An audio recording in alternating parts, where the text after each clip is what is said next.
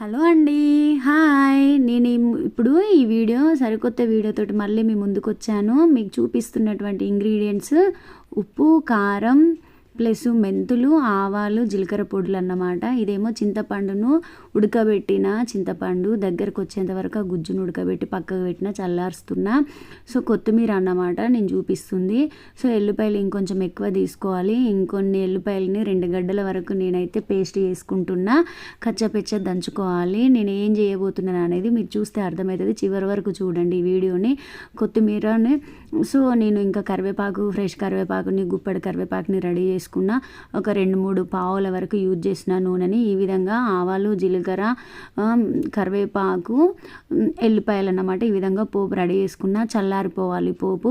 నేను ఉడకబెట్టినటువంటి చింతపండు, కొత్తిమీరని చల్లారిన తర్వాత పేస్ట్ చేసి పెట్టాను. కలిపి ఉన్నటువంటి ఈ పౌడర్ మిశ్రమాలని కూడా పేస్ట్ చేస్తున్నాను. సో పేస్ట్ రెడీ అయిన తర్వాత ఈ విధంగా వచ్చింది నాకు. సో మనమైతే ఎంతైతే క్వాంటిటీ చేద్దాం అనుకుంటామో దాన్ని బట్టి మసాలా పొడులు కానీ, ఉప్పు, కారం కానీ వేసుకోవాలి. సో తగినంత కారము, తగినంత ఉప్పు వేసుకోవాలండి మీరు చేసేదాన్ని బట్టి.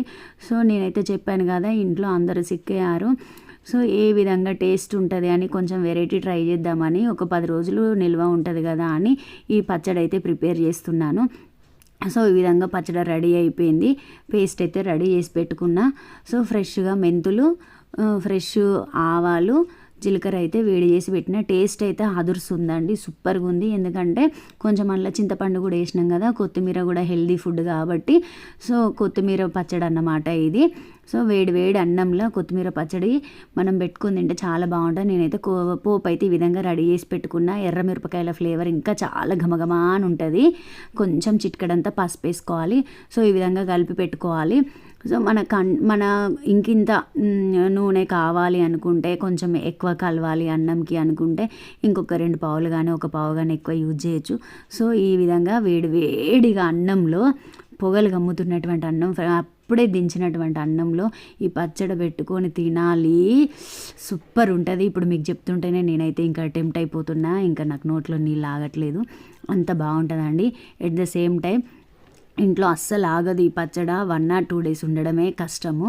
సో ఈ విధంగా చూడండి. ఈ విధంగా మంచిగా కలుపుకోవాలి. ఉప్పు, కారం పర్ఫెక్ట్గా సెట్ అయిపోయింది. నేను ఇంకా మళ్ళీ కారం కానీ ఎక్స్ట్రా వేయలేదు, ఉప్పు కానీ ఎక్స్ట్రా వేయలేదు. సో చూసుకుంటే వేయాలి. మీరైతే ఏ మోతాదులో తింటారో అట్లా ఉప్పు, కారం చూసుకోండి. సో ఆవాలు తక్కువ పడేలా చూడండి.